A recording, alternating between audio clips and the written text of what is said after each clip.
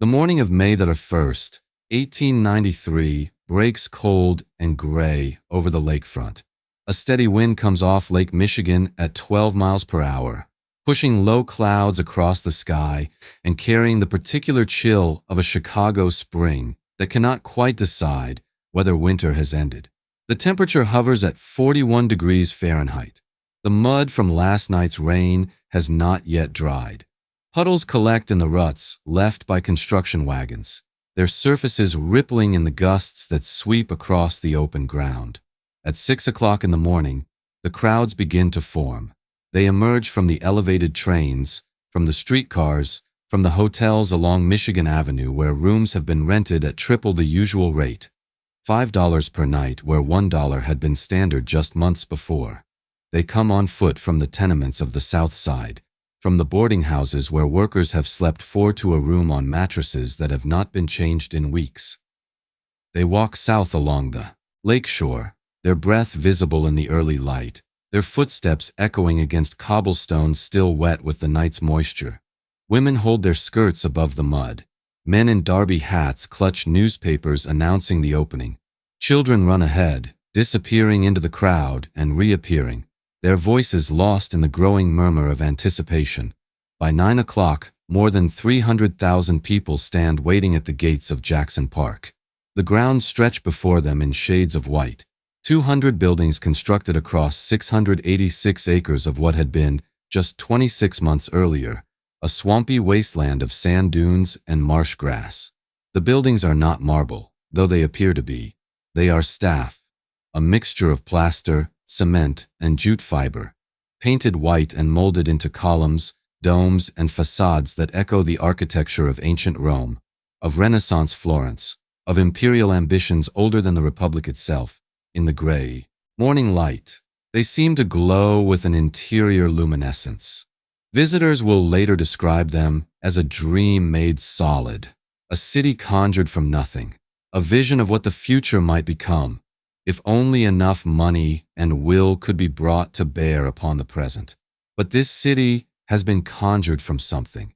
It has been conjured from the labor of over 40,000 workers, from 12,000 freight cars of material shipped from across the continent, from the deployment of 18 million board feet of lumber and 75 million feet of wire, and more than 30,000 tons of iron and steel.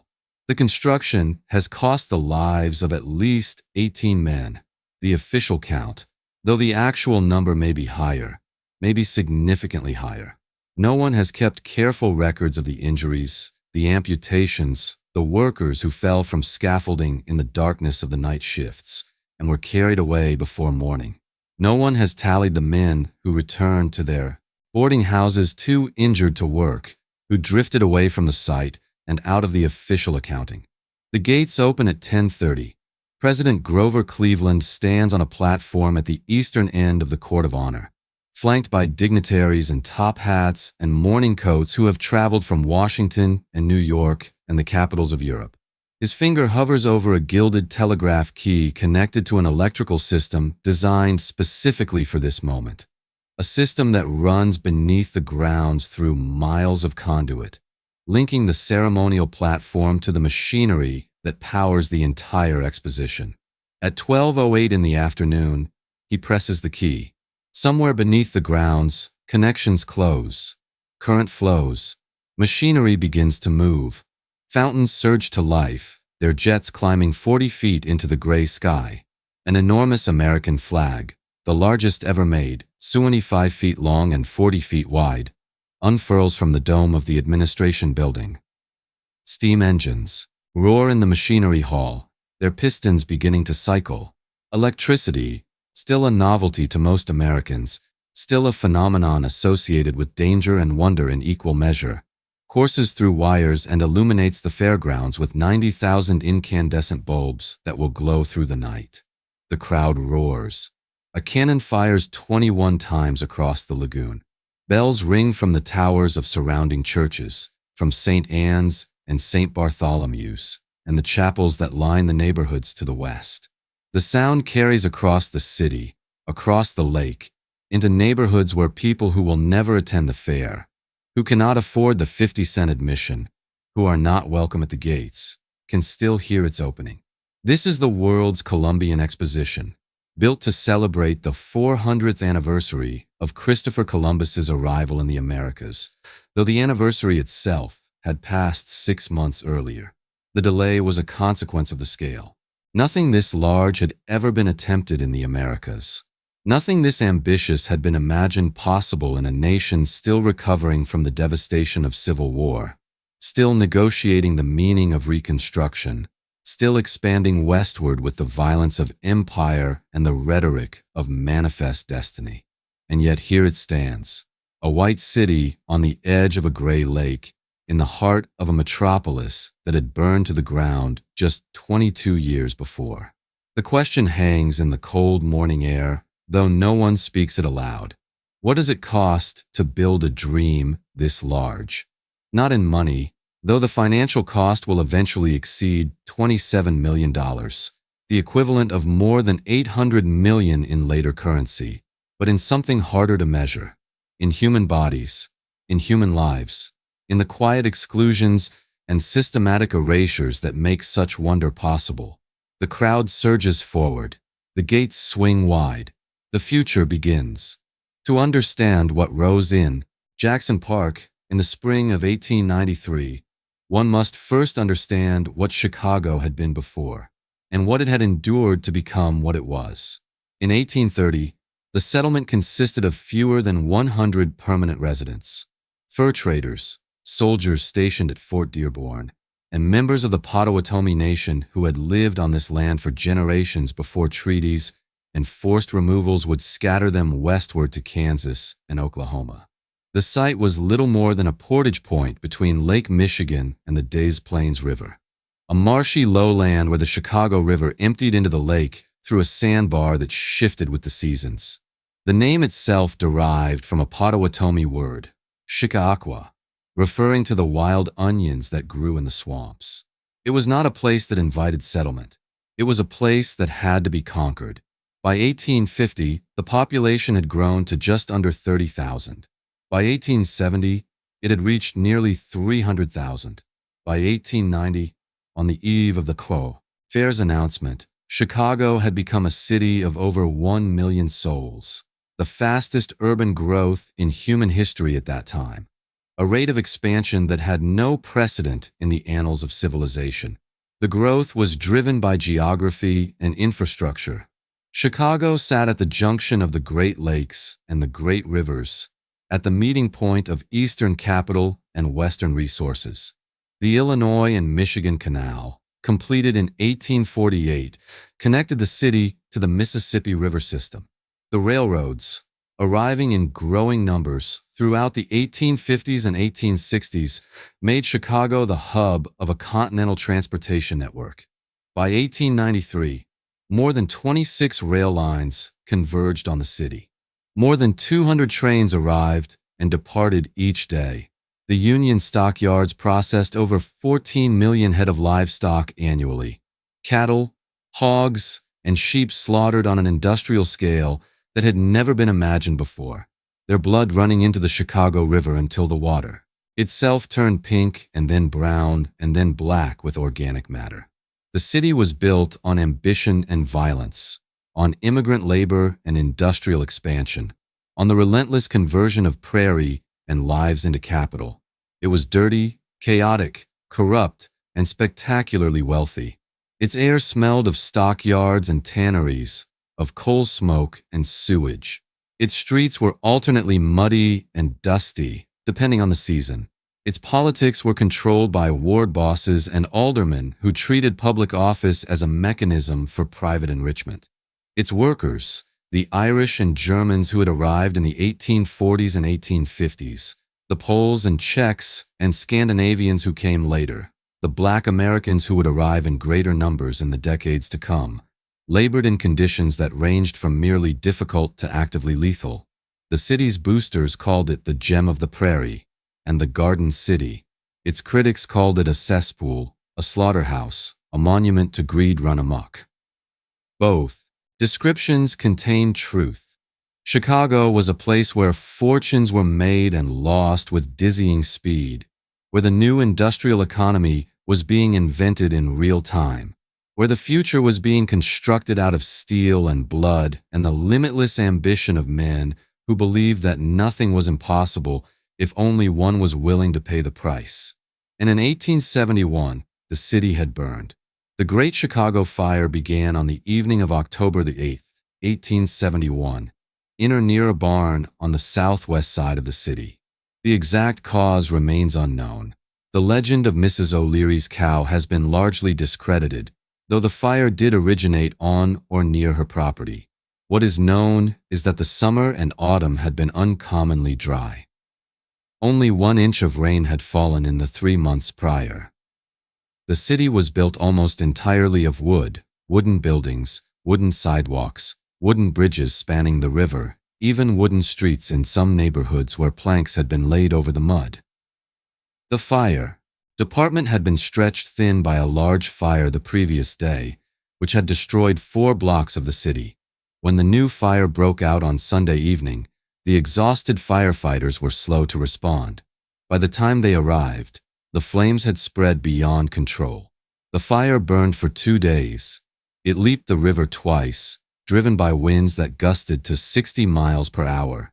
It destroyed an area of roughly 4 square miles, approximately 3.5 miles long and nearly a mile wide, consuming 18,000 buildings, including the city's business district, its grain elevators, its hotels and theaters and churches. The flames melted iron, shattered stone, reduced the great commercial palaces along State Street to smoking rubble.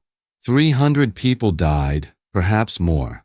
The records are imprecise, and many bodies were never recovered. 100,000 were left homeless, nearly a third of the city's population. The property damage was estimated at $200 million, the equivalent of several billion in later currency.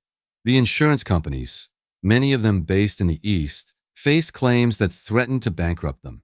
What rose from those ashes was not humility, but defiance. Chicago rebuilt itself within 2 years, this time with more stone, more brick, more iron. The city's businessmen saw the fire not as divine punishment, but as opportunity, a chance to remake the urban landscape according to modern industrial principles, to clear away the ramshackle wooden structures of the pioneer era and replace them with buildings worthy of a great metropolis. By the late 1880s, Chicago's skyline featured some of the tallest buildings in the world, including the 10-story home insurance building, completed in 1885 and widely considered the first modern skyscraper, a structure whose steel frame bore the weight of the walls, allowing heights previously impossible. This was the city that bid for the right to host the world's Columbian Exposition. This was the city that believed, with characteristic audacity, that it could outdo anything that Paris, with its Eiffel Tower and its elegant boulevards, or any other city had accomplished. This was the city that would show the world what American enterprise could achieve when unshackled from the constraints of tradition and timidity. The bid was both a commercial calculation and an act of collective psychology. Chicago needed the fair. It needed the validation, the attention, the proof that it had transcended its origins as a muddy trading post and become something worthy of the world's admiration. And it would get what it needed, whatever the cost. The competition for the fair had been fierce. New York City, with its established wealth and its proximity to European culture, considered itself the natural choice. Its advocates argued that only New York possessed the financial resources, the cultural institutions, and the international reputation necessary for an event of such magnitude. Washington, D.C., made claims based on patriotic symbolism. Surely the nation's capital was the appropriate site for a celebration of national achievement. St. Louis argued for its central location, its growing prosperity, its role as a gateway to the West. But Chicago's businessmen campaigned with a fervor that bordered on desperation. They understood, in ways that Eastern elites perhaps did not, that hosting this fair was not merely about celebrating Columbus or showcasing American progress. It was about proving that their city, This young, raw, hog-butchering metropolis, as one Eastern critic had dismissively called it, deserved to be taken seriously on the national and international stage. It was about establishing, once and for all, that Chicago had arrived. Lyman Gage, president of the First National Bank of Chicago, led the campaign. He was joined by Marshall Field, the department store magnate whose retail palace on State Street had become a model for modern commerce. Philip Armour, whose meatpacking empire processed a significant portion of the nation's beef and pork, contributed both money and political influence. George Pullman, whose Palace Car Company manufactured the sleeping cars that made long-distance rail travel comfortable, lent his name and resources. Potter Palmer, whose real estate investments had transformed the city's commercial district, wrote checks and lobbied legislators. These men did not merely believe in Chicago. They had invested their fortunes in it. A World's Fair would bring visitors, certainly, but more importantly, it would bring attention, legitimacy, and the kind of international prestige that could translate into continued investment and growth. On February 24, 1890, the United States Congress voted to award the exposition to Chicago. The city's delegation had promised to raise $5 million in private subscriptions to supplement federal support. Within a few months, they had secured over $10 million, a demonstration of both civic pride and commercial calculation that impressed even the skeptics. But money, as the planners would soon discover, was only the beginning of what they would need. The site selected was Jackson Park, a 700-acre parcel of mostly undeveloped land on the city's south side, bordered by Lake Michigan to the east and the emerging neighborhoods of the Black Belt to the west. The choice was controversial from the start. The land was largely swamp. In winter, it flooded with water from the lake and from the inadequate drainage of the surrounding streets. In summer, it bred mosquitoes in quantities that made outdoor activity unpleasant and potentially dangerous. The soil was unstable, sand and clay in unpredictable layers that would make construction difficult. The infrastructure was non-existent. No roads suitable for heavy traffic, no water lines, no sewer systems, no electrical connections. Frederick Law Olmsted, the nation's preeminent landscape architect, was brought in to assess the site and develop a plan for its transformation. This was the man who had designed Central Park in New York, who had shaped the grounds of the United States Capitol, who had spent his career converting American land into controlled pastoral beauty. He was 68 years old, increasingly frail, and already showing signs of the dementia that would consume him within a decade. His partners and assistants would do much of the actual work, but his name and his vision were essential to the project's credibility.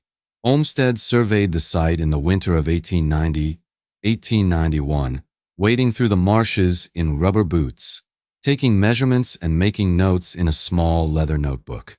The conditions were worse than he had anticipated. The water table was so high that any excavation immediately filled with groundwater.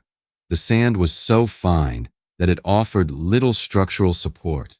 The lake itself was unpredictable. Its level rose and fell with the seasons, with the winds, with factors that no engineer could entirely control. And yet Olmsted saw possibilities. The marshes could become lagoons, formal waterways that would serve both aesthetic and practical purposes, providing drainage while creating the illusion of a Venetian landscape. The sand dunes could be sculpted into gentle hills.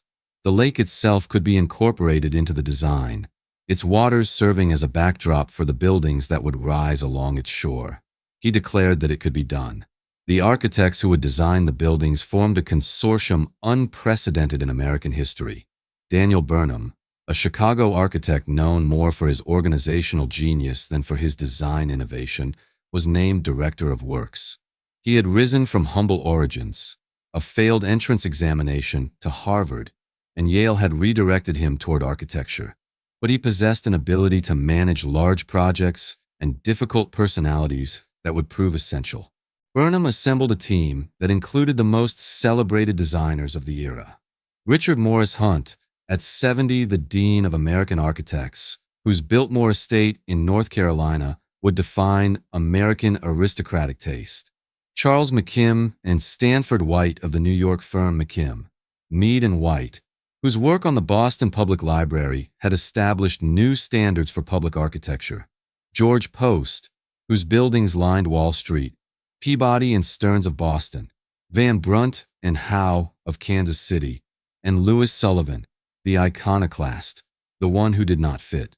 Sullivan was 43 years old, a partner in the Chicago firm of Adler and Sullivan, and the most innovative architect of his generation. He believed that American architecture should break free from European precedent, that buildings should express the spirit of democracy rather than mimicking the forms of empire. His designs featured organic ornament, flowing lines, a vocabulary of decoration that owed nothing to Greece or Rome. He would later be credited with coining the phrase, "form follows function," though the concept was more complex in his hands than that slogan suggests. Sullivan argued, throughout the planning process, for modernity. He argued for buildings that would look forward rather than backward, that would express the energy and innovation of American industrial society rather than the borrowed grandeur of classical antiquity. He was overruled. The majority of the consortium voted for unity, for a coordinated neoclassical vision that would present America to the world as the heir to Greece and Rome, as a civilization that had earned its place among the great cultures of history. The buildings would be white. They would be classical. They would be uniform in their cornice lines and their proportions, creating the impression of a single harmonious composition rather than a collection of individual statements. Sullivan received the commission for the Transportation Building, located away from the Central Court of Honor, where his unconventional design would not disrupt the classical ensemble.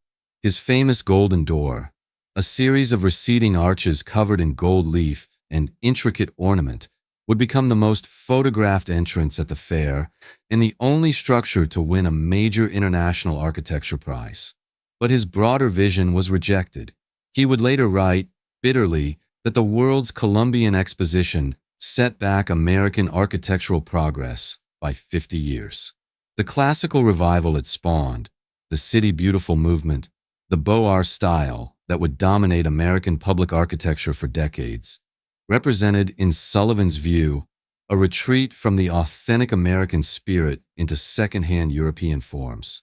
But in the spring of 1891, as construction began, such debates seemed abstract. The immediate challenge was far more concrete and far more pressing. How to turn a swamp into a city, and how to do it in less than 2 years. The labor began before dawn and continued after dark. Workers arrived at Jackson Park by the thousands. Immigrants from Italy, from Poland, from Sweden and Norway and Denmark, from Germany and Ireland and the Austro-Hungarian Empire. They spoke dozens of languages. Many had arrived in America within the past few years, drawn by the promise of work and opportunity, by the stories of streets paved with gold that had circulated through the villages of the Old World. They found instead the streets of Chicago, which were paved with mud and horse manure when they were paved at all. Black workers came too, men who had migrated north from the rural South, fleeing the violence and poverty of sharecropping, seeking the industrial wages that Chicago's stockyards and factories promised. They were hired in smaller numbers than their white counterparts, often for the most dangerous jobs, almost always for lower pay. The unions that were beginning to organize the city's workers largely excluded them.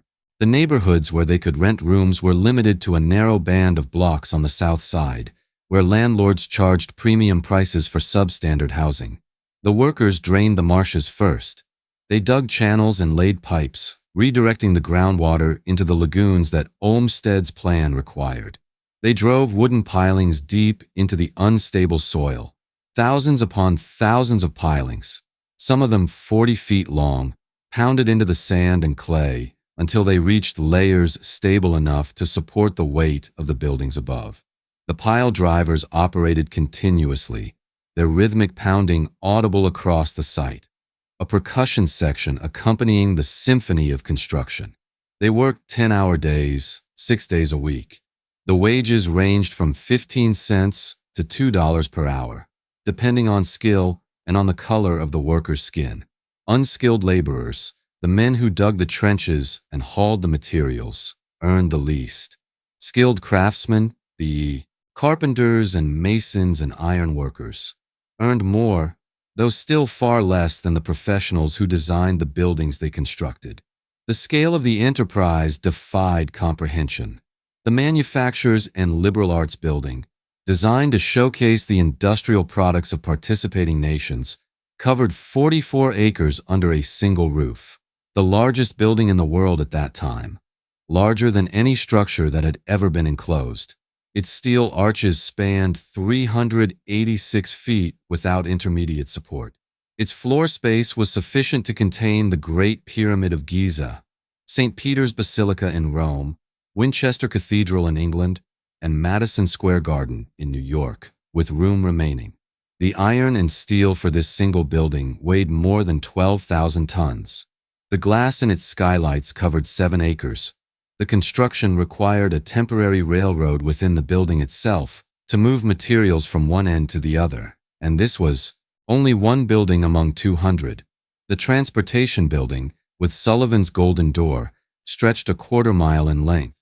The electricity building covered 6 acres. The agriculture building covered 5 acres, its dome reaching 200 feet into the sky.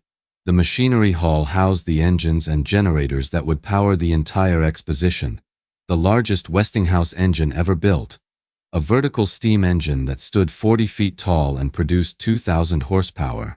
Beneath it all ran the infrastructure that made the spectacle possible. Miles of water pipes, miles of sewer lines, miles of electrical conduit. The fair would consume more electricity than any previous installation in human history, more than the entire city of Chicago used for all purposes. A separate power plant had to be constructed just to meet the demand. The workers labored through the summer of 1891, through the winter that followed, through the spring and summer of 1892. They labored through heat that reached into the 90s and through cold that dropped below zero. They labored through rain that turned the construction site into a sea of mud, through wind that knocked scaffolding loose and sent materials flying, and they died. The official records acknowledge at least 18 deaths during construction, but the actual number was certainly higher.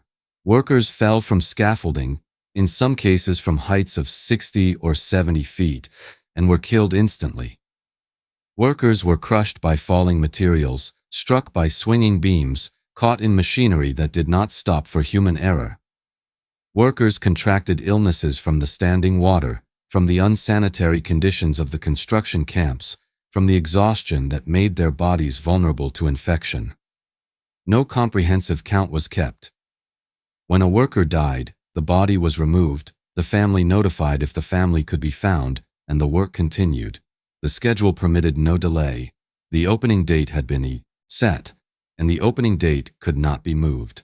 George Washington Gale Ferris Jr. was 33 years old when he proposed his wheel. He was a bridge builder by training, a graduate of Rensselaer Polytechnic Institute, the founder of a firm that specialized in testing and inspecting structural steel. He had built bridges across the Ohio River, across the Kentucky River, across waterways throughout the Midwest. He understood how metal behaved under stress, how loads could be distributed across complex structures, how to calculate the forces that would determine whether a construction stood or fell. The fair's organizers had put out a call for ideas that could rival the Eiffel Tower. The iron structure that had dominated the Paris Exposition of 1889 and had become the symbol of French engineering achievement. They had received hundreds of proposals, most of them impractical or unoriginal, towers of various heights, monuments of various designs, nothing that captured the imagination. Ferris proposed a wheel. It would be 264 feet in diameter, taller than any structure in Chicago, taller than most church steeples in America. It would carry 36 cars, each the size of a Pullman rail car, each capable of holding 60 passengers. It would rotate on an axle that would be the largest single piece of steel ever forged. 45 feet long, 33 inches in diameter, weighing over 70 tons. The total passenger capacity would exceed 2,000 people at a time. The engineers who reviewed the proposal were skeptical. They questioned whether such an axle could be cast, whether such a structure could be erected, whether such a load could be safely rotated. They worried about wind. Chicago was, after all, the windy city, and a structure of this size would catch the wind like a sail. They worried about vibration, about metal fatigue, about the 100 ways that a novel structure could fail in ways that no one had anticipated. Ferris was not deterred. He secured private financing, over $300,000, nearly all of it from investors who believed in his vision or in the profits that a successful attraction might generate. He contracted with the largest steel mills in Pittsburgh. He assembled a team of engineers and construction workers who would work through the winter of 1892-1893, racing to complete the wheel in time for the fair's opening. They did not make the deadline. The wheel was not ready on May 1st, when President Cleveland pressed the telegraph key and the fountains began to flow. Construction continued through May, through early June, as the fair operated without its signature attraction. On June 21st, 1893, 51 days after the fair's opening, the Ferris wheel made its first complete rotation. The crowds were enormous. The wait to ride could stretch to several hours. The price was 50 cents, the same as the general admission to the fair itself, and still the passengers came, day after day, rotation after rotation, each 20-minute circuit carrying over 2,000 people into the sky above the Midway. From the top of the wheel, the entire fair was visible. The White City to the east, the Midway stretching westward, the lake beyond. Passengers could see the smoke of the stockyards to the south, the skyline of the city center to the north, the prairie stretching westward into a distance that seemed to have no end. The view was exhilarating and terrifying, a confrontation with scale that many passengers had never experienced. But the wheel, for all its wonder, was also a reminder of what the fair demanded. 34 men worked in continuous shifts to keep the machinery functioning, to load and unload the passengers, to monitor the engines that powered the rotation. The strain on the axle was constant, the stress on the support towers unrelenting. The possibility of failure was ever present, a possibility that Ferris had calculated and dismissed, but that haunted the engineers who watched each rotation with professional concern. Each revolution carried with it a small, unspoken calculation of risk. The passengers felt wonder, the engineers felt responsibility, and the workers felt exhaustion, shift after shift, day after day, until the fair closed and the wheel stood silent in the autumn cold. The Midway Plaisance was a mile-long corridor of entertainment that connected Jackson Park to Washington Park to the west. It was, by design, something separate from the main exposition, a space where the boundaries of respectability could be loosened, where visitors could encounter the exotic, the strange, and the titillating without compromising the dignity of the White City itself. The Midway was where the crowds went to be entertained rather than educated, to experience sensation rather than cultivation. Here, the fair's organizers placed what they called the ethnological exhibits, living displays of people from around the world, arranged in artificial villages meant to represent their native cultures. A Dahomeyan village featured 69 men, women, and children from the West African kingdom that is now Benin. They lived in thatched huts constructed on the Midway, performed ceremonies and demonstrations for paying spectators, endured the stares of visitors who had never seen African bodies except in illustrations. The village was positioned near the end of the Midway, at the greatest distance from the White City, a placement that was neither accidental nor innocent. An Egyptian street replicated a Cairo bazaar, complete with donkey rides, a mosque, and dancers whose movements scandalized some visitors and attracted others. The street in Cairo was one of the most popular attractions on the Midway, drawing crowds that far exceeded those at many of the high-minded educational exhibits in the main exposition. The dancing, in particular, drew controversy. Movements that American visitors called provocative, suggestive, improper, and that drew them back again and again. There were Samoan villages and Javanese villages, Irish villages and German villages, a Japanese bazaar and a Turkish village, and a representation of the South Sea Islands. There were Eskimos, brought from Labrador to perform in constructed igloos, and Native Americans from multiple tribes, living in teepees and lodges that replicated, in stylized form, the dwellings that settlers had worked so hard to destroy. The arrangement was not accidental. The Midway had been organized according to a theory of human development that placed white Western civilization at the apex of progress and other cultures at various points along a scale of evolutionary advancement. Frederick Ward Putnam, the Harvard anthropologist who oversaw the ethnological exhibits, saw them as educational, a living museum of human development that would teach visitors about the varieties of human society. But the hierarchy was inscribed in the very layout of the space. The farther one walked from the White City toward the western end of the Midway, the organizers believed, the farther one traveled down the ladder of human civilization. The Irish and German villages, representing Northern European cultures, were positioned closest to the White City. The African and Polynesian exhibits were placed at the far end, at the greatest distance from the temples of progress and refinement. Visitors walked this hierarchy without necessarily recognizing it as such. They experienced the Midway as entertainment, as spectacle, as an opportunity to see strange peoples and strange practices that they had only read about in books or newspapers. They paid their dimes and quarters to ride camels, to watch performances, to peer into the homes of people who had traveled thousands of miles to be observed.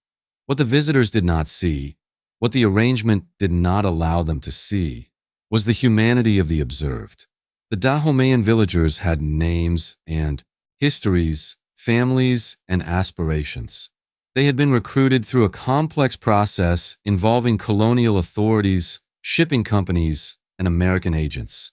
They were paid, housed, and to some extent cared for, but they were also displayed, exhibited as specimens of a type, as representatives of a stage of development that white Americans had supposedly transcended. The ethnological exhibits were not slavery. They were not imprisonment in the legal sense. The participants had, in most cases, agreed to come. But the power relations were clear.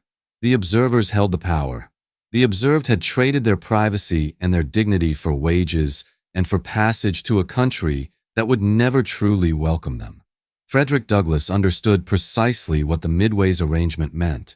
He was 75 years old in the summer of 1893, the most famous black American of his generation, an elder statesman of the abolitionist movement, a man who had escaped slavery in Maryland and risen to become an advisor to presidents and an orator of international reputation. His hair was white now, his face lined with the marks of a life spent in struggle, but his mind was sharp, and his capacity for moral analysis had not diminished. Douglass had been invited to participate in the fair, but the terms of the invitation revealed more than the organizers perhaps intended. He was named commissioner of the Haitian Pavilion, a position that honored his diplomatic service in Haiti during the 1880s, but that also kept him at arm's length from the main American exposition. The Haitian Pavilion was the only national exhibit where Black Americans could find representation and welcome. It became, by default, a gathering place for Black visitors who found themselves unwelcome elsewhere on the grounds. The main exposition employed almost no Black workers in visible positions. Black visitors faced segregated facilities in parts of the fair, hostile treatment from guards and vendors, the constant awareness that they were tolerated rather than welcomed. The exhibits celebrating American progress made virtually no mention of slavery, of the Civil War as a war of liberation, of Reconstruction, or of the contributions of African Americans to national development. This was not oversight, it was policy. The fair's organizers had made a decision early in the planning process to minimize Black representation in order to avoid offending white Southern visitors and exhibitors. The argument was practical.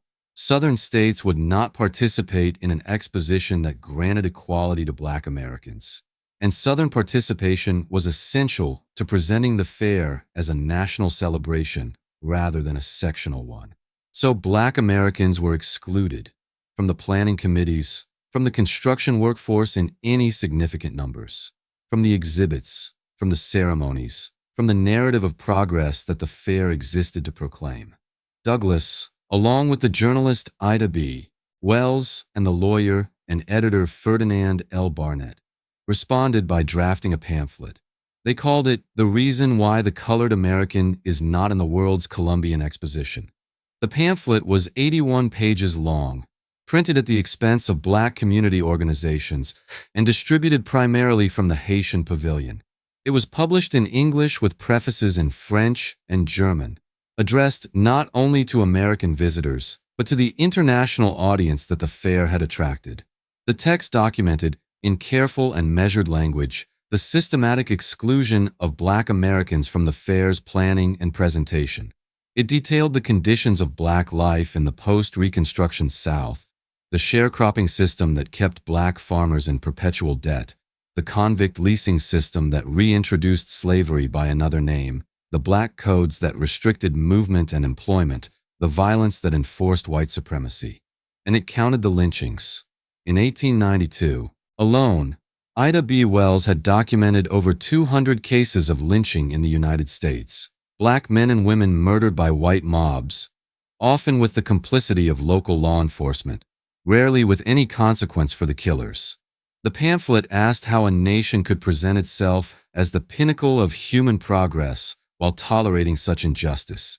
It asked how the white city could proclaim civilization while blood ran in the streets of the South. 10,000 copies were distributed over the course of the fair. Douglas himself stood at the Haitian Pavilion, handing copies to visitors, explaining the document's purpose, bearing witness to the exclusions that the gleaming white buildings could not entirely conceal. The pamphlet was largely ignored by the white press. The contradictions it exposed were too uncomfortable, too close to the surface of a celebration meant to project unity and triumph. But the document survived, and the questions it raised would echo through the decades that followed. On August 25, 1893, designated as Colored People's Day by the fair's organizers in a gesture that many Black Americans found more insulting than welcoming, Douglas rose to speak. He had initially refused to participate in the event, viewing it as a token gesture designed to placate rather than include. But he changed his mind, recognizing that the platform, however compromised, offered an opportunity to address the nation. He spoke for over an hour, without notes, his voice still powerful despite his years. He denounced the treatment of Black Americans. He demanded the rights that the Constitution promised and that practice denied. He called on white Americans to live up to the ideals that the fair's classical architecture was meant to symbolize. Some accounts report that he was heckled. Others report that he was received with respect, even by white listeners who disagreed with his message. What is certain is that his words did not change the fair's policies, did not alter the arrangement of the Midway, did not open the gates any wider than they had been before. The fair continued. The crowds continued. The exclusions continued. Douglas would die less than 2 years later, on February 20th, 1895, having spent his final years watching the promises of emancipation erode under the weight of Jim Crow. The opening months of the fair were marked by anxiety. Attendance was lower than the organizers had projected. The economic climate had darkened considerably since the planning had begun. In February 1893, just weeks before the fair was to open, the Philadelphia and Reading Railroad had collapsed into bankruptcy, triggering a financial panic that would soon become a full-scale depression. Banks failed across the country, over 500 in 1893 alone. Factories closed, unemployment spiked. The visitors who did come to Chicago often came from nearby states: Illinois, Indiana, Wisconsin, Michigan, their budgets constrained, their spending cautious. The foreign visitors that the organizers had expected in great numbers were slower to arrive than anticipated. The fair's managers responded with promotions. They instituted reduced admission days when the 50-cent gate fee was lowered to 25 cents. They expanded evening hours, taking advantage of the extensive electrical lighting, those 90,000 incandescent bulbs that allowed the White City to operate after dark. The night views became, in themselves, a major attraction. Visitors who had seen the buildings in daylight returned to see them illuminated, the white facades glowing against the black sky, the reflections shimmering in the lagoons. Slowly, through May and June and into the summer, the crowds grew. The Ferris wheel helped. Its opening on June 21st provided a new attraction that drew visitors who had already seen the exhibits and were looking for fresh experiences. The Midway helped too. Its entertainments, however questionable their premises, generated revenue and extended the time visitors spent on the grounds. The special days helped. German Day, Irish Day, Catholic Day, occasions when specific communities were invited to claim the fair as their own. By August, attendance had stabilized at sustainable levels. By September, it was growing. By October, in the final weeks before the scheduled closing, it exploded. The last month of the fair saw daily attendance figures that exceeded all projections. October 9th was designated as Chicago Day, commemorating the anniversary of the Great Fire of 1871. The city declared a holiday. Schools and many businesses closed. The railroads offered reduced fares. Special trains ran from surrounding states. 751,000 people passed through the gates that day, the largest single-day attendance of any public event in human history to that point. The infrastructure strained under the weight. The elevated railroad carried over 260,000 passengers. The intramural railway that circulated within the fairgrounds ran nearly continuously, its small-gauge trains packed beyond capacity. The restaurants ran out of food. The restrooms were overwhelmed. The crowds were so dense that movement became difficult, that carefully planned activities had to be abandoned, that visitors simply stood in place, absorbing the spectacle because there was nowhere else to go. Over the course of its 6-month run, the world's Columbian Exposition recorded total attendance of 27 million visits. This was not 27 million unique visitors. Many people attended multiple times, and the figure counted each entry separately. But even accounting for repeat visits, the fair had been seen by a significant fraction of the American population.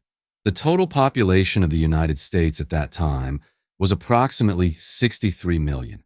The numbers suggested triumph. But numbers, as always, told only part of the story. The deaths came in clusters. Some were spectacular, visible, impossible to ignore. On July 10, 1893, a fire broke out in the cold storage building, a structure that had been added late in the planning process to provide refrigeration for exhibits and refreshments.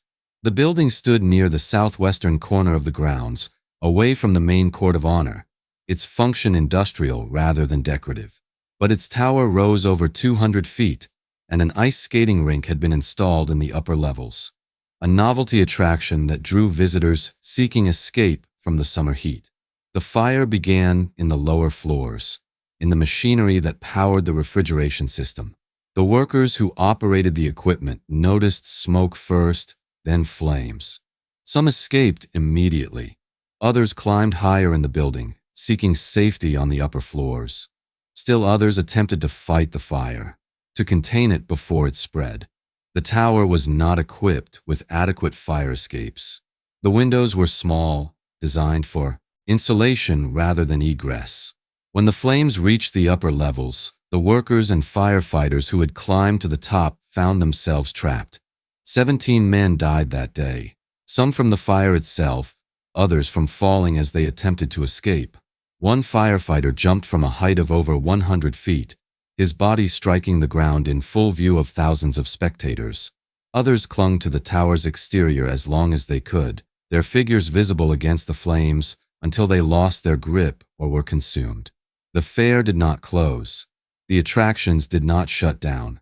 Within hours of the fire's extinction, the crowds had moved on to other exhibits, other entertainments. The cold storage building was demolished within days, its ruins cleared to make room for continued operations. The building had been identified as a fire hazard weeks before the disaster. Reports had been filed. Concerns had been raised. The warnings had been noted but not acted upon. The demands of the schedule, the pressure to keep attractions open, the calculations of cost and convenience, all had conspired to delay the improvements that might have prevented the tragedy. This was not villainy in any simple sense. No one had wanted 17 men to die. But the system within which decisions were made had priorities, and safety was not always at the top of the list. The fair was a machine, and machines do not pause for hazards that might or might not materialize. Other deaths were quieter, less documented. Construction workers who fell from scaffolding in the months before the opening, laborers crushed by machinery or struck by falling materials, visitors who collapsed from heat exhaustion in the July crowds, their bodies carried away to makeshift medical stations that were overwhelmed by the volume of cases. A cholera outbreak threatened the city's water supply that summer. The fair's massive population straining a sanitation system that had never been designed for such numbers. The disease was largely contained, but not before cases had been reported and fears had spread. The number of deaths directly attributable to conditions at the fair remains unknown. No comprehensive record was kept. Workers' injuries were often unreported, their medical care left to boarding house landladies and fellow laborers. Visitors who fell ill typically returned home before dying, their deaths attributed to other causes in other jurisdictions. What is known is this: the fair operated as an enormous machine, processing millions of human bodies through a designed experience. And like all machines of that era, it consumed what it processed. It extracted labor, attention, money, and sometimes life itself. The consumption was not evenly distributed. The workers bore more risk than the visitors. The laborers bore more risk than the managers. The poor bore more risk than the wealthy. This too was part of the system, invisible in the daily operations, visible only in the statistics that no one was keeping. Among the 27 million visits were those of a man who called himself H. H. Holmes. His real name was Herman Webster Mudgett. Born in New Hampshire in 1861, educated at the University of Michigan Medical School, drawn to Chicago in the mid-1880s by the same forces that drew hundreds of thousands of others: opportunity, anonymity, the possibility of reinvention. He arrived in the Inglewood neighborhood on the city's south side, a developing area that would be transformed by the fair's proximity. He found work at a pharmacy, ingratiated himself with the elderly owner, and eventually took over the business under circumstances that were never fully explained. He purchased a lot across the street and began construction of a building that would become, in the years after his execution, known as the Murder Castle. The building was a labyrinth. Holmes had designed it himself, changing contractors frequently, firing workers who asked too many questions, ensuring that no single person understood the full plan. Hallways led to dead ends. Doors opened onto brick walls. Secret passages connected rooms that had no apparent purpose. Soundproof chambers were equipped with gas lines that could be controlled from outside. A chute ran from the upper floors to the basement, where a furnace and a surgical table awaited. Holmes was a confidence man, a bigamist, a swindler, and a killer. The exact number of his victims remains unknown.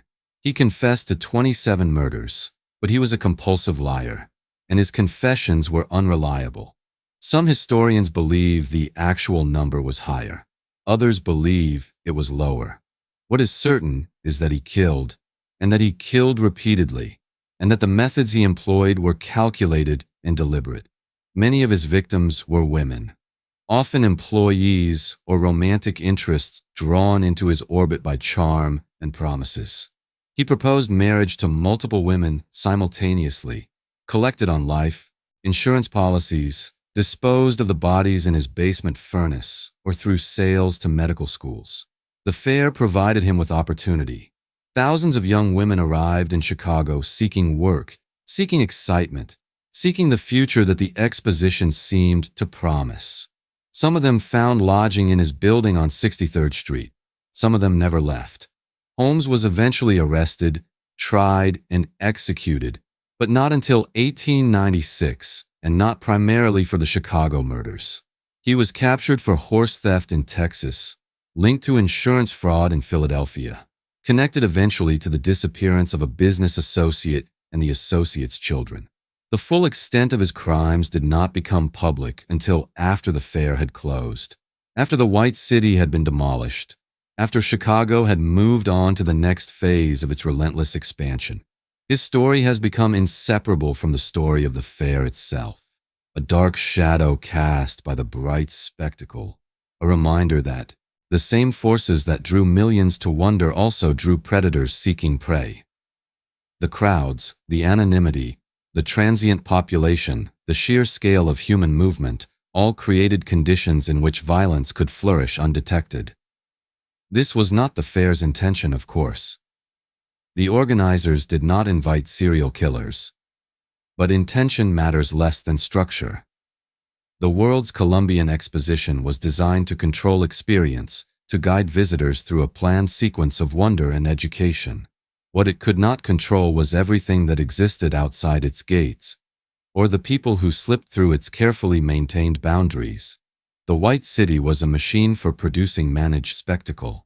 The city that surrounded it was something else entirely, a chaotic, violent, rapidly expanding metropolis where people appeared and disappeared without record, where young women from small towns could vanish into boarding houses and never be seen again, where a man with charm and intelligence could operate for years without detection. Holmes was an aberration, perhaps, but he was an aberration that the conditions of the fair made possible. The closing ceremonies took place on October 30th, 1893. The day was cold again, as the opening had been, the weather bookending the fair with reminders of the elemental forces that Chicago's boosters had tried to transcend. The temperature hovered in the low 40s. A light rain fell intermittently. The crowds that gathered in the court of honor were smaller than the masses of the opening, but still substantial. Tens of thousands of visitors who had come for this final day. Mayor Carter Harrison Sr. addressed the crowd in the late morning, celebrating the fair's success and Chicago's triumph. He was 68 years old, serving his fifth non-consecutive term as mayor, a figure who had come to symbolize the city's democratic machine politics. His speech was confident, even boastful. Chicago had done what it set out to do. The fair had drawn the world's attention. The White City had proved that American civilization was the equal of any in history. That evening, Harrison was shot and killed at his home by a disgruntled office seeker. The murder cast a shadow over the fair's final hours, a reminder, perhaps, of the violence that lurked beneath the city's celebrations of progress. The official closing ceremonies proceeded despite the mayor's death. Speeches were delivered, bands played. The electrical lights, those 90,000 bulbs that had become synonymous with the fair's modernity, flickered on one final time as darkness fell over the lagoon. The fountains ran. The crowds stood in the cold, absorbing what they knew would be their last view of the White City. And then it was over. Within days, the dismantling began. The buildings, never meant to be permanent, were stripped of their exhibits and prepared for demolition. The staff facades, so brilliant in their whiteness, began to crack and crumble as the autumn weather turned toward winter. The lagoons were drained. The electrical systems were disconnected. The machinery in the halls was sold off to whoever would buy it. The Ferris wheel was purchased by a private operator who would move it to a new location on the north side, where it would operate for another decade before being transported to St. Louis for the 1904 Louisiana Purchase Exposition. By summer of 1894, most of the White City had been destroyed. A fire, The final irony swept through the remaining structures on July the 5th and 6th of that year, reducing what had not already been torn down to ash and rubble. The cause was never definitively determined. Some suspected arson by unemployed workers who had lost their jobs when the fair closed and had taken shelter in the abandoned buildings. Others suspected accident, or vagrants cooking fires, or simply the inevitable decay of structures that had been built to last only 6 months. The Court of Honor became a field of blackened debris. The great buildings, the manufacturers building, the machinery hall, the agricultural building, were gone. The lagoons filled with rainwater and refuse. The grounds that had hosted 27 million visitors became a wasteland of ash and broken staff. Only the Palace of Fine Arts survived, built with more permanent materials than the other structures. Its steel frame and brick walls capable of withstanding the fire. It would eventually be reconstructed, expanded, and renamed the Museum of Science and Industry, where it stands today. What remained, besides the museum, was Jackson Park itself. Frederick Law Olmsted's vision, never fully realized during the fair, gradually took shape in the years that followed. The lagoons were restored, trees were planted, walking paths were laid out. The park became what Olmsted had originally imagined, a recreational landscape for the city's South Side residents, a green space carved from the swamp. And there was legacy, though the nature of that legacy depended entirely on where one stood and what one chose to remember. For the architects and urban planners who had designed the White City, the fair represented a triumph of coordinated vision. The classical grandeur, the unified aesthetic, the sense of order and control. These became the model for what would be called the City Beautiful movement, which would shape American urban design for the next 3 decades. The movement's adherents believed that beautiful cities would produce better citizens, that classical architecture would inspire civic virtue, that the lessons of the White City could be applied to the chaotic, industrial cities of the Gilded Age. Washington, D.C.'s National Mall, with its neoclassical monuments and axial sightlines, drew directly from the principles established at Jackson Park. Cleveland's group plan, with its unified civic center around a central mall, followed the same logic. San Francisco's Civic Center Plaza, Manila's Capital District, Chicago's own lakefront. All were shaped by architects and planners who had been present at the fair or had studied its lessons. Daniel Burnham, the director of works, became the most influential urban planner of his generation. His 1909 plan of Chicago imagined a metropolis of grand boulevards, monumental buildings, and sweeping lakefront parks. Much of it was eventually realized. Grant Park, the lakefront drives, the double-decker Wacker Drive, all owe something to Burnham's vision, which owed something in turn to the experience of creating and managing the world's Columbian Exposition. The idea that cities could be designed, that public space could be planned and controlled, that beauty could be mandated by professional expertise, that the chaos of urban life could be ordered according to rational principles. All of this emerged from Jackson Park. Whether this was a blessing or a curse depended on one's perspective. The neighborhoods demolished to make way for grand avenues were rarely consulted about their own destruction. For the emerging culture of consumer capitalism, the fair demonstrated possibilities that would transform American life in the decades to come. The Midway's mix of entertainment and commerce, the exhibits that merged education with advertisement, the very experience of paying admission to access a designed environment, these prefigured the department stores, the amusement parks, the shopping malls, and the themed environments that would define 20th century American leisure. Disneyland, which opened in 1955, was in many ways a direct descendant of the White City, a controlled environment where visitors moved through a sequence of designed experiences, paying for the privilege of managed wonder. The electrical displays inspired Thomas Edison's team and helped popularize the idea of a fully electrified future. The foods introduced or popularized at the fair: Cracker Jack, juicy fruit gum, Pabst Blue, ribbon beer, shredded wheat, the hamburger, The carbonated beverages served at soda fountains became national brands. The concept of the organized, ticketed, managed public event became the template for everything from later World's Fairs to the modern Olympics. For the nation's understanding of race and civilization, the fair had consequences that were neither intended nor beneficial. The arrangement of the Midway, with its implicit hierarchy of human development, validated and popularized ideas of racial superiority that were already embedded in American law and custom. The absence of Black Americans from positions of authority or visibility reinforced the segregation that would intensify in the decades following Reconstruction's end. The ethnological exhibits that displayed living people as specimens contributed to a framework of dehumanization that would persist well into the 20th century.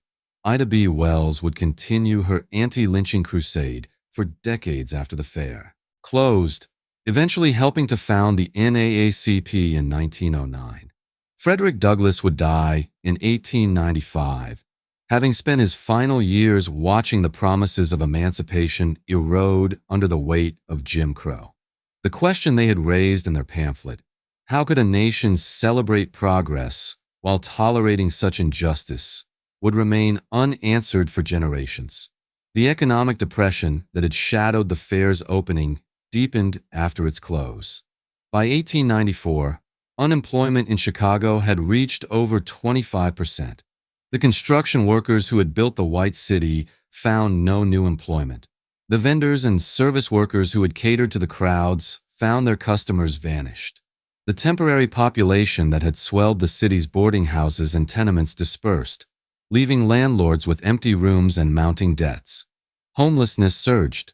Families who had relocated to Chicago seeking opportunity found themselves stranded in a city that had no work to offer. The charitable organizations that existed were overwhelmed. The social safety net that would later be created did not yet exist. People starved in the shadow of buildings that had celebrated the abundance of American production. In May of 1894, workers at the Pullman Palace Car Company, manufacturers of the sleeping cars that had carried so many visitors to the fair, went on strike. George Pullman had built a model town for his workers south of Chicago, a planned community with neat houses, paved streets, and amenities that were supposed to demonstrate the benefits of enlightened capitalism. Workers rented their homes from the company, bought their goods from company stores, lived their lives within a system of corporate paternalism that Pullman believed represented the future of industrial relations. When the Depression forced Pullman to cut wages by 25% on average, he did not correspondingly reduce the rents that workers paid for their company-owned housing. Workers found themselves unable to survive on their reduced wages. They asked for relief. They were denied. They went on strike. The strike spread to railway workers across the country, eventually involving over 250,000 men and effectively shutting down rail traffic west of Detroit and across much of the nation. The American Railway Union, led by Eugene V. Debs, had called for a boycott of Pullman cars. Workers refused to handle any trains that included Pullman equipment. President Cleveland sent federal troops to break the strike, citing interference with the mail as justification for federal intervention. Violence erupted. Buildings burned. 30 people died in the confrontations that followed. Strikers, soldiers, bystanders caught in the chaos. Debs was arrested and imprisoned for violating a federal injunction. The strike was broken. The workers returned to their jobs under the same conditions they had protested. The model town of Pullman would eventually be absorbed into Chicago, its paternalistic experiment abandoned. The Pullman strike was not a direct consequence of the fair, but the connections were impossible to ignore. The same industrial system that had built the White City, that had showcased American manufacturing prowess to the world, that had demonstrated the possibilities of coordinated large-scale enterprise. This same system had produced the conditions of exploitation and inequality that drove workers to desperate action. Pullman cars had carried visitors to the fair. Pullman workers had helped to construct the grounds. The same celebration of industrial progress that the exposition represented contained within it the seeds of industrial conflict that would erupt within a year of its closing. The Ferris wheel survived for a time. After the fair closed, it was disassembled, piece by piece, and transported to a location on North Clark Street on the city's north side. There it was reassembled, reopened, and operated as a freestanding attraction for paying visitors who remembered it from the exposition or who had heard stories of its magnificence. The wheel ran for almost a decade on the north side, carrying passengers into the Chicago sky, its revolutions slower than they had been on the Midway, its novelty diminished, but its appeal enduring. Then, in 1903, it was disassembled again. The Louisiana Purchase Exposition was being planned for St. Louis, scheduled to open in 1904, and the organizers wanted a spectacular attraction to anchor their Midway. The Ferris wheel was the obvious choice. It was transported by rail, over 100 freight cars required for its components, and erected in St. Louis, where it served as that fair's dominant attraction, just as it had served Chicago's 11 years earlier. 1,400,000 passengers rode the wheel in Chicago. The figures for St. Louis were similar. The wheel became, for those who rode it, a fixed point in memory, the moment when they had risen above the crowd, when they had seen the world from a perspective that had not existed before George Ferris imagined it. On May 11, 1906, the wheel was destroyed by controlled demolition. 200 pounds of dynamite brought down the structure that Ferris had insisted could be built, that the engineering establishment had declared impossible, that had carried millions of passengers into the sky during its 13 years of operation. The iron and steel were sold for scrap. The site was cleared. Nothing remained. Ferris himself had died 10 years earlier, on November 22, 1896, at the age of 37. He had spent the years after the fair fighting for the money he believed he was owed. The fair's organizers had agreed to pay him a share of the wheel's profits, but disputes over the accounting dragged on through courts and committees. His investors grew impatient. His wife left him. His health failed, whether from typhoid fever, as the official record stated, or from some combination of stress and despair, as some contemporaries suspected. He died broke, embittered, and largely forgotten. The wheel that had made him famous had not made him rich. The fame itself had been fleeting, overtaken by newer attractions and newer sensations. The crowds that had marveled at his creation remembered the wheel, but not the man who had conceived it. This was the pattern of the fair's human legacy. The spectacle endured in memory. The individuals who created it faded into obscurity. The buildings lived on in photographs and architectural histories. The workers who raised them left no trace in the official record. The vision persisted. The cost was forgotten. Photographs of the White City still exist in archives across the country. They show the lagoons reflecting the classical facades, the crowds in their Victorian dress promenading along the Court of Honor, the electric lights blazing against the night sky in some of the earliest experiments with nighttime photography. They capture a moment that seems, from this distance, almost impossibly beautiful, a vision of urban possibility that 20th century cities would spend decades trying to recapture. The photographs were taken by C.D. Arnold and Harlow Higginbotham, the official photographers of the exposition, who produced over 2,000 images during the fair's 6-month run. Their work was careful, composed, designed to present the fair at its best. The lighting was controlled, the angles were selected, the crowds were positioned, when possible, to suggest order rather than chaos. What the photographs cannot show is the labor that made the vision real. They cannot show the workers knee-deep in swamp water, driving pilings into unstable soil. They cannot show the night shifts, the accidents, the men carried away on stretchers while construction continued around them.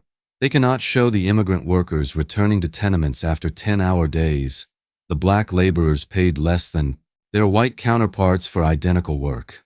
The women sewing costumes in cramped workshops for wages that barely covered their rent. The photographs cannot show the financial desperation of the families who came to the fair hoping to escape, briefly, the weight of the depression. They cannot show the children who would later recall the cold storage fire, the bodies falling from the tower, the screams audible across the lagoon. They cannot show the young women who found work in the city and never returned home, their fates unknown, their disappearances noted briefly in police records and then forgotten.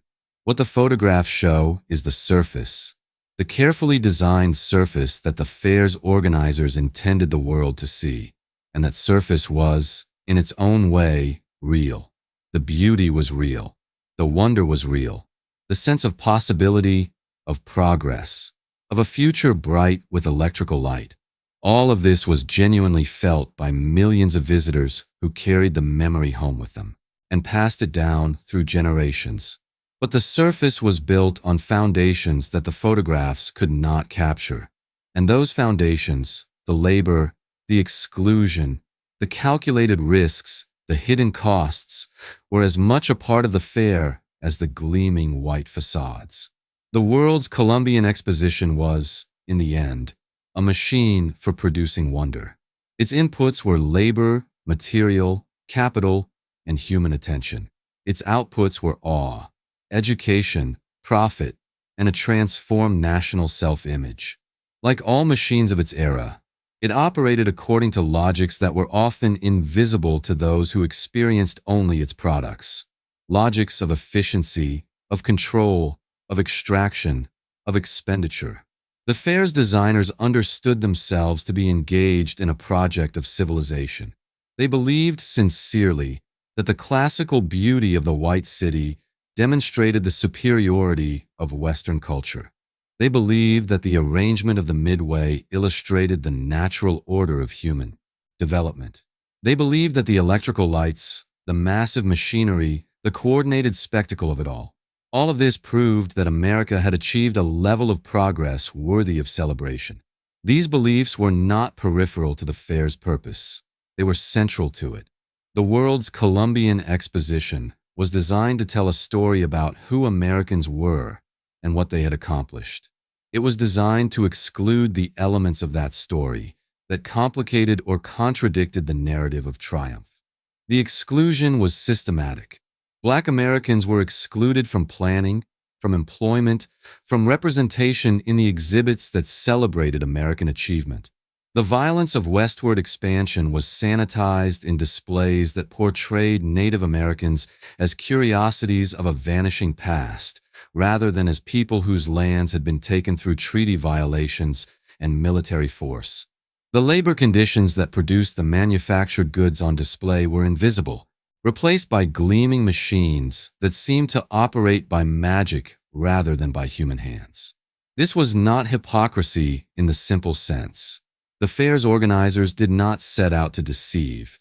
They created what they believed to be true, a vision of American progress that reflected their own experiences, their own values, their own understanding of what mattered and what could safely be ignored. But the exclusions had consequences. They shaped how Americans understood their own history. They validated hierarchies of race and class that would persist for generations. They modeled a form of public spectacle that prioritized wonder over truth, control over complexity, the designed surface over the messy reality beneath. The fair was not the cause of Jim Crow or of labor exploitation or of imperial expansion, but it was an expression of the same forces that produced those phenomena. It gave those forces aesthetic form, cultural legitimacy, and the imprimatur of progress. In the years after the Waikio Fair closed, Chicago continued its relentless growth. The Black Belt expanded southward, absorbing the neighborhoods adjacent to Jackson Park that had housed workers during the construction period. The Great Migration, which would bring over 6 million Black Americans from the rural South to the cities of the North and West over the course of the 20th century, was just beginning. Chicago would become one of its primary destinations. By 1920, the city's Black population had grown from approximately 15,000 in 1890 to over 100,000. By 1940, it would exceed 275,000. The neighborhoods of the South Side, Bronzeville, Washington Park, Woodlawn, would become centers of Black cultural, political, and economic life. The exclusions that had marked the fair would give way to a different kind of segregation: residential, economic, enforced by redlining and restrictive covenants rather than by gates and guards, but no less thorough. The industrial system that the fair had celebrated continued to intensify. The meatpacking plants grew larger, their conditions more brutal, until Upton Sinclair's 1906 novel The Jungle exposed what fairgoers had never been invited to see: the filth, the danger, the exploitation that produced the canned goods and packaged meats that Americans consumed. The railroad network expanded, its workers organizing and striking and organizing again. The conflict between labor and capital playing out across the century in strikes and lockouts, in legislation and litigation, in the slow emergence of protections that the workers of 1893 had not possessed. The architecture of the City Beautiful movement shaped the physical form of American cities, but so did the tenements, the factories, the segregated neighborhoods that the movement's grand plans often ignored. The contradiction that the fair had embodied, the gleaming white city surrounded by the reality of industrial Chicago, remained embedded in American urban life, and the world's fairs continued. St. Louis in 1904, with the Ferris wheel making its final appearance. San Francisco in 1915, celebrating the completion of the Panama Canal. Chicago again in 1933, the Century of Progress exposition, built on the same lakefront that had hosted the White City 40 years earlier. New York in 1939 and again in 1964, each promising visions of the future, each carefully controlling what could and could not be seen.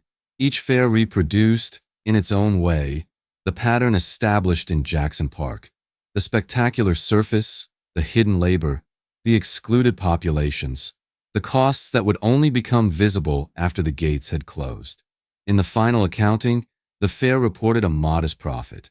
After expenses, after debts, after the lawsuits and the settlements and the costs of demolition, the World's Columbian Exposition returned approximately $1 million to its investors. This was considered a success. Most World's Fairs of the era lost money. The organizers congratulated themselves on their fiscal responsibility, their careful management, their ability to balance ambition with prudence. The profit calculation did not, of course, include the costs that could not be measured in dollars. It did not include the workers who died or were permanently injured. It did not include the communities disrupted by construction, the families displaced from their homes, the small businesses that had catered to a temporary population and found themselves bankrupt when that population vanished. It did not include the reinforcement of racial hierarchies, the validation of imperialist ideologies, the long-term consequences of ideas that the fair helped to popularize. These costs were real, but they were diffuse, spread across time and space in ways that made them difficult to attribute directly to any single event or decision. They were the kind of costs that economists would later call externalities, expenses borne by parties who did not consent to bear them, who often did not even know they were paying. The World's Columbian Exposition, like all large-scale spectacles, produced externalities on an enormous scale. It consumed resources and labor and attention, and it distributed the benefits and burdens of that consumption in ways that reflected the power relations of its time. Those who controlled the fair's design controlled who would benefit and who would pay. This is perhaps the most enduring lesson of Jackson Park. Not that ambition is wrong, or that spectacle is inherently corrupt, or that progress inevitably requires sacrifice, but that the costs of large-scale enterprises are never distributed equally, that someone always pays, and that the question of who pays is the question that too often goes unasked. The Museum of Science and Industry stands today where the Palace of Fine Arts once stood. Its classical facade, The columns, the dome, the steps leading up to the entrance evokes the white city that surrounded it more than a century ago. The building itself has been extensively renovated, its interior modernized, its exhibits updated to reflect successive generations' understanding of what counts as science, as industry, as progress worth displaying. Inside, visitors walk through halls that celebrate innovation, the machines, the inventions, the discoveries that have transformed human life. They see model trains and captured submarines, exhibits on genetics and weather patterns, interactive displays that allow children to experience the wonder of scientific principles. They do not walk through halls that display the conditions under which those innovations were produced, the workers who operated the machines, the communities that were displaced or exploited in the process of progress. This is not a criticism so much as an observation.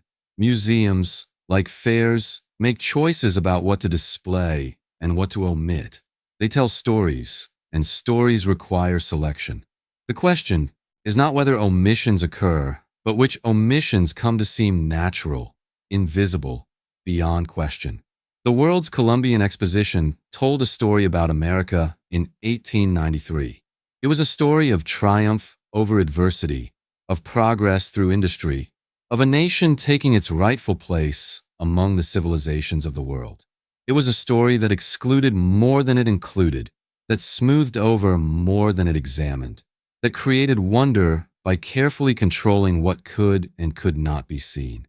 That story shaped how Americans understood their own past and their own future. It provided a template for spectacle that persists to this day, in theme parks and museum exhibits, in corporate exhibitions and Olympic ceremonies, in the managed experiences that surround us in ways we often fail to notice.